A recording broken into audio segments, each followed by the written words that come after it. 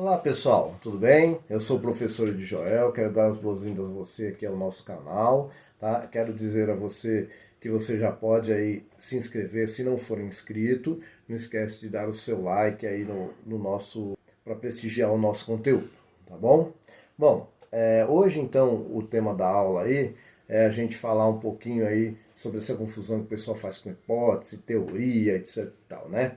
Então, primeiro vamos entender um pouquinho o que é a ciência, tá? Se a gente pegar assim o significado da palavra mesmo, da forma mais abrangente, ciência vai significar simplesmente conhecimento, tá? É uma palavra que tem origem latina e ela vai significar conhecimento.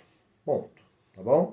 Agora, se a gente pegar o significado da palavra quando a gente está falando aí no sentido de diferentes estudos, então a gente pode dizer aí que ela vai ser, na verdade, uma metodologia específica para a produção de conhecimento em determinada área do saber. Tá? Basicamente, isso que a gente pode chamar de ciência. Por exemplo, né? Quando a gente estuda as plantas elas são estudadas por uma ciência específica chamada botânica, tá? Que é um ramo da biologia, que é outra ciência que estuda a vida, tudo bem? Para estudar botânica eu posso lançar mão, por exemplo, de um microscópio, posso lançar mão de bioquímica, então diferentes ferramentas eu posso utilizar para poder estudar botânica. Entretanto, se eu for estudar astronomia, por exemplo, que é uma outra ciência, eu posso utilizar microscópio, posso usar cromatografia, aí vai depender do que eu quero estudar na astronomia. Mas essas ciências, elas seguem uma metodologia científica básica. Tá? Então ela vai ter pequenas variáveis na sua metodologia, mas essa metodologia científica básica ela diz o seguinte, que primeiro eu observo o fenômeno. Depois que eu observei esse fenômeno, o que eu tenho que fazer? Eu tenho que formular uma hipótese. Tá? Bom, e aí o que é uma hipótese? Quando eu formulo uma hipótese, é como se na verdade eu estivesse ali especulando. Tá? Pode ser que a minha hipótese seja confirmada, aí eu falo que ela foi corroborada, e pode ser que a minha hipótese seja refutada, ou seja, ela seja descartada.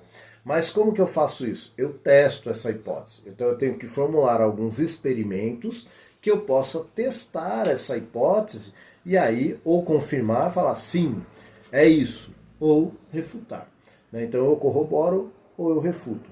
E a partir daí, dos experimentos, eu posso chegar a diferentes fatos. E esses fatos podem fazer aí que eu gere uma teoria, tá? Uma teoria científica, como é, por exemplo, a teoria da evolução, tá? Ela é muito diferente da hipótese, tá? Porque ela já foi testada e já foi confirmada. Então, a teoria, diferente da hipótese, é um conjunto organizado de princípios, de regras, de leis científicas que visam descrever e explicar um certo conjunto de fatos. Logo, ao contrário do que muitos pensam, a teoria da evolução, por exemplo, não é uma hipótese, e sim fato comprovado por diferentes metodologias, desde a observação de fósseis por uma ciência chamada paleontologia, tá?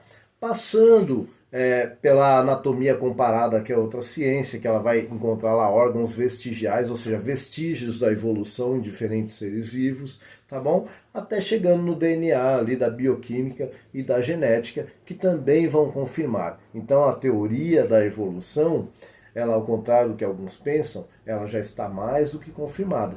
Diferente, por exemplo, do criacionismo. O criacionismo sim é uma hipótese. Por que o criacionismo é uma hipótese? Porque eu não tenho como mensurar, eu não tenho como, de formas concretas e palpáveis, dizer que existe um Criador Supremo, dizer que existem criadores supremos, aí vai depender da crença de cada um.